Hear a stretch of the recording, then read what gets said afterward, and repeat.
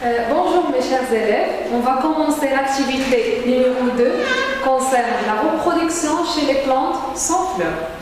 On a déjà étudié la reproduction chez les plantes à fleurs. Pour cela, on va commencer avec un petit rappel. Rappelons ensemble la première partie qui concerne les organes reproducteurs et gamètes. Les organes reproducteurs chez les plantes à fleurs, on trouve des organes reproducteurs mâles qui sont les étamines, qui contiennent une antère et un filet. L'antère porte des grains de pollen. Le grain de pollen, c'est le gamète mâle qui est constitué d'une cellule reproductrice mâle. L'organe reproducteur femelle, c'est le pistil, constitué d'un stigmate, style, ovaire.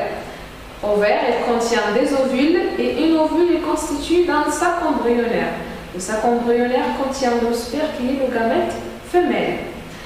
Bien sûr, lorsqu'il y a la formation du gamète, la fécondation aura lieu. Mais chez les plantes, il y a une autre étape qui vient avant la fécondation, c'est la pollinisation. La pollinisation, c'est le transport des grains de pollen de l'antère, soit de l'antère d'une fleur vers le pistil d'une même fleur, on dit qu'il s'agit d'une pollinisation directe, ou bien de l'antère d'une fleur vers le pistil d'une autre fleur, il s'agit d'une pollinisation qui est indirecte. Après la pollinisation, la fécondation aura lieu et la formation de fruits. Une fois la pollinisation se termine, le grain de pollen il se fixe sur le stigmate, il germe. Il germe et émet un tube pollinique. Le tube pollinique, c'est à travers ce tube pollinique que le gamète mâle va rejoindre le gamète femelle. Et bien sûr, la fécondation aura lieu et l'ovaire se transforme pour donner un fruit. Cycle de développement. Cycle de développement, c'est un cycle qui résume l'ensemble des étapes de la formation du stade d'une fleur qui donne des gamètes, et donne des gamètes mâles et gamètes femelles. La fécondation aura lieu jusqu'à la formation de fruits. Et le fruit contient à l'intérieur des graines qui germent pour donner une autre plante. Alors, on va commencer avec la reproduction sexuée chez les plantes sans fleurs. Les objectifs de cette activité, c'est de déterminer les organes reproducteurs chez les plantes sans fleurs, déterminer le rôle du spore dans la reproduction des plantes sans fleurs. Alors, on va passer à la première partie, c'est les organes reproducteurs et gamètes. Ça veut dire que ce sont les organes reproducteurs chez les plantes sans fleurs qui nous donnent des gamètes mâles et des gamètes femelles. On va prendre comme exemple, c'est le polypode. On a déjà une question. Que représentent les éléments observés sur la face inférieure du feuille de la fougère? Alors, on a ici dans ce document, quand vous voyez la face inférieure, c'est ici, on voit très bien qu'il y a des amas de sporanges. Ça s'appelle des amas de sporanges, ou bien des sores. Soit amas de sporanges ou bien des sores. Ce sont des sacs qui sont remplis de spores. À maturité, ils sont de couleur orange ou bien jaune. Et à maturité, ces sporanges, ils libèrent des spores. Voici les spores qu'ils libèrent. À maturité, ils libèrent des spores. Alors, voici la réponse de cette question. En période de la reproduction, la fougère est caractérisée par la présence sur la face inférieure de ses feuilles des amas de sporanges, qui sont des sacs de couleur jaune ou orange. À maturité, les sporanges ils libèrent des spores microscopiques qui sont dispersés par le vent. Ça veut dire que lorsqu'il devient mature, il libère ses spores et ils sont libérés par le vent, dispersés par le vent. Alors, jusqu'à maintenant, on a un spore qui est libéré par le sporange. Ce spore qui est libéré, lorsqu'il trouve les conditions favorables, il germe. Il germe et se transforme et donne naissance à une petite lame verte qui s'appelle le prothale. Il est en forme de cœur. Voici. Alors, on a ici déjà un spore. Lorsqu'il germe, il donne naissance à un jeune prothale. Et voici le prothale. Il se forme d'un cœur. Jusqu'à maintenant, on a la transformation du spore en prothale. Et ce prothale, il renferme dans sa face inférieure des organes reproducteurs. Ça veut dire les organes reproducteurs chez les plantes sans fleurs. On trouve l'archigone, qui est un organe reproducteur femelle, et l'entéridie, qui est un organe reproducteur mâle. Jusqu'à maintenant, les organes reproducteurs chez les plantes sans fleurs, on a un organe reproducteur mâle qui s'appelle entéridie, organe reproducteur femelle qui s'appelle l'archigone. Et bien sûr, dans le prothale, on a des filaments fixant le prothale au sol. Alors, interprétation. L'observation microscopique de la face inférieure du prothale montre l'existence des organes sexués. L'entéridie, qui est un organe reproducteur mâle, et il produit des gamètes mâles qui sont les entérozoïdes. L'entérozoïde, c'est un gamète mâle. Et des organes reproducteurs femelles sont les archigones. Les archigones, les produits des gamètes femelles, c'est l'oosphère. Je veux dire jusqu'à maintenant, l'organe reproducteur mâle, c'est l'entéridie. Le gamète mâle, entérozoïde. L'organe reproducteur femelle, c'est l'archigone. Le gamète femelle, c'est l'oosphère. Bien sûr, lorsqu'il y a formation des gamètes, la fécondation aura lieu. Alors, comment se fait alors la fécondation chez les fougères? Pour répondre aux questions, je vous propose ce document. Alors, à partir des documents, expliquez comment se fait la fécondation. Déjà, en premier, on a le prothale. Comment se forme le prothale? C'est la germination du spore. Quand les conditions deviennent favorables, il nous donne prothale. Le prothale, dans sa face inférieure, il renferme des organes reproducteurs, mâles et femelles. L'organe reproducteur mâle, c'est l'entéridie. Il libère des entérozoïdes. L'organe reproducteur femelle, c'est l'archigone. Et le gamète femelle, c'est l'oosphère. Bien sûr, on a les gamètes mâles, gamètes femelles, la fécondation aura lieu. Les entérozoïdes vont nager, ils nagent vers l'oosphère et la fécondation aura lieu. Et on obtient cellule œuf, voici la cellule œuf, qui se développe pour donner un jeune pied de fougère. Alors voici les étapes de la fécondation chez les plantes sans fleurs, chez les fougères exactement. Alors, le gamète mâle nage dans l'eau jusqu'à l'archigone où il pénètre et s'unit avec une oosphère non fécondée. Pourquoi la fécondation a lieu? La fécondation donne une cellule œuf qui se développe grâce à une succession de divisions cellulaires et donne directement une jeune fougère. Voici les étapes de la formation d'un jeune fougère. Alors, bien sûr, on va passer au cycle de développement de la fougère. Comme on a déjà dit que le cycle de développement au cycle de vie d'une espèce résume la succession de toutes les étapes de la reproduction, allant du parent à leur descendance. Le cycle de développement des fougères, c'est comme vous voyez ici dans le document. Je vous propose ce document. Alors, on a déjà un sporange, déjà un sporophyte. Il possède dans sa face inférieure des sporanges. À maturité, les sporanges, ils libèrent des spores. Lorsque les conditions deviennent favorables, ce spore est germe et se transforme en prothale.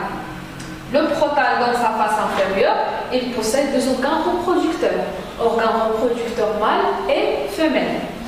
L'organe mâle, c'est l'entéridie, et dans des entérozoïdes.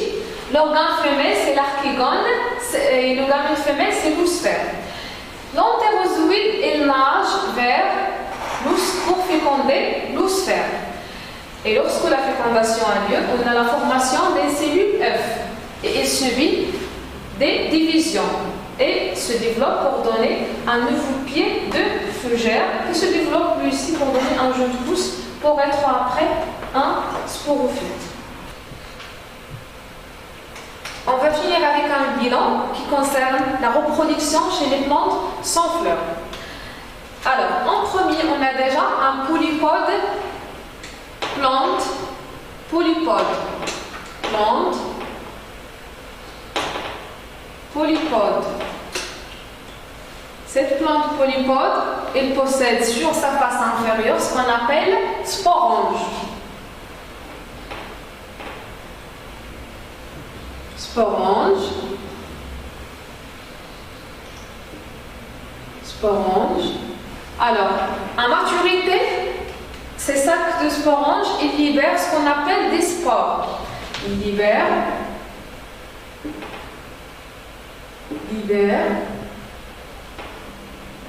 des spores. Libèrent des spores. Lorsque les conditions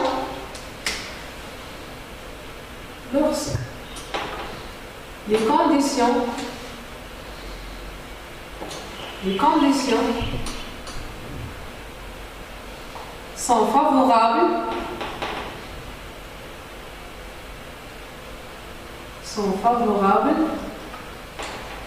les spores, et germent, ils nous donnent des protales. Ils nous donnent ce qu'on appelle des protales. Et ce protale, il renferme des organes reproducteurs. Il renferme des organes reproducteurs mâles et femelles.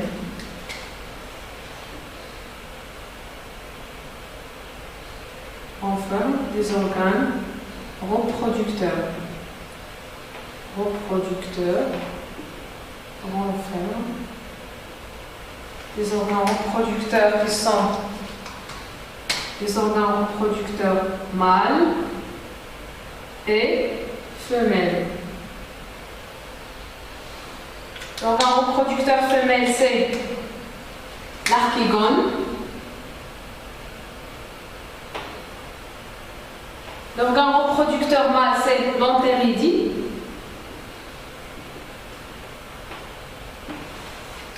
L'entéridie,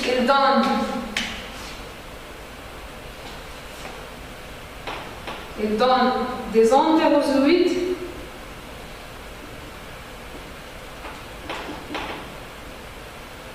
et l'archigone, on a l'oosphère. Bien sûr, la fécondation aura lieu. Fécondation.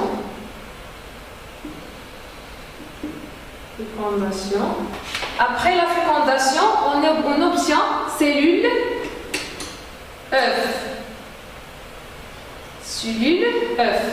Et la cellule œuf, elle se développe, subit le développement pour donner une plante polypode. Alors, on a ici développement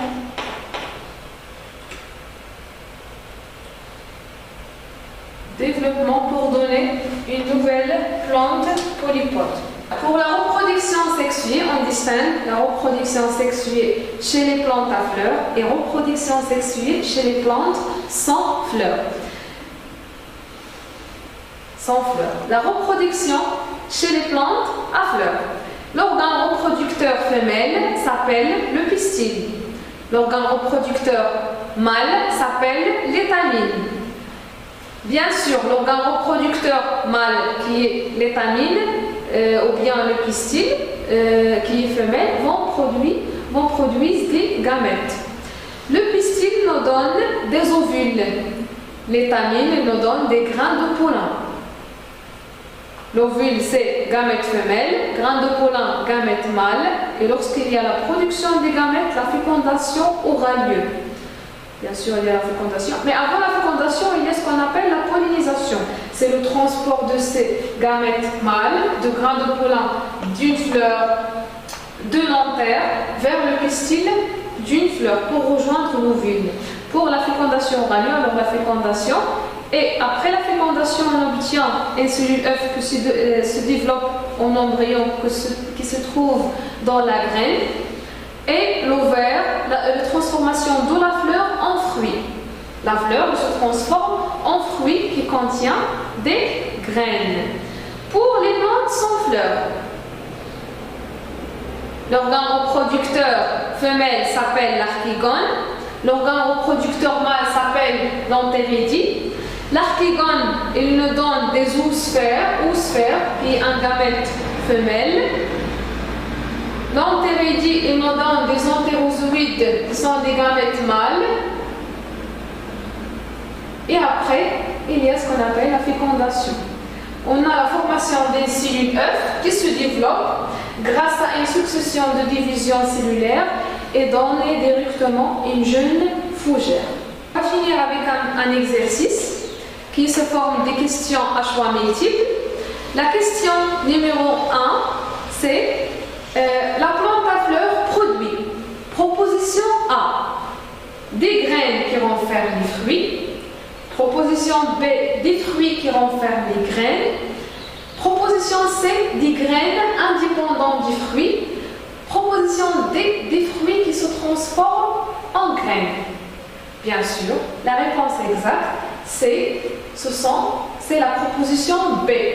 Ce sont des fruits qui renferment les graines. On a dit déjà que l'ovaire se transforme en fruit et la cellule œuf qu'on obtient par fécondation et se développe en embryon, il se trouve dans les graines. Ça veut dire un fruit qui renferme des graines. La question numéro 2. La fleur hermaphrodite contient les éléments mâle seulement, femelle seulement, mâle et femelle, aucun des deux. Bien sûr, la proposition exacte, c'est mâle et femelle, car la fleur qui est hermaphrodite ou bien bisexuée, elle contient deux éléments reproductrices, deux éléments reproducteurs, mâle et femelle. Et hémésexuée, elle contient soit l'étamine, qui est l'organe reproducteur mâle, soit le pistil, qui est l'organe reproducteur femelle. Mais non pas les deux à la fois. S'il contient les deux à la fois, il s'appelle une fleur hermaphrodite ou bien bisexuée. Alors, la question numéro 3. Le pistil se transforme en fruit qui renferme les ovules, fruit qui renferme les graines, fruit qui renferme les grains de pollin, fruit qui renferme le pistil. Pour la proposition A, fruit qui renferme les ovules, non, bien sûr non. C'est faux. Proposition B, fruit qui renferme les graines. C'est vrai, car on a déjà dit que le pistil, ou bien exactement l'ovaire, se transforme en fruit qui renferme des graines. La proposition C, c'est fruit qui renferme les grains de pollin. C'est une proposition qui est fausse.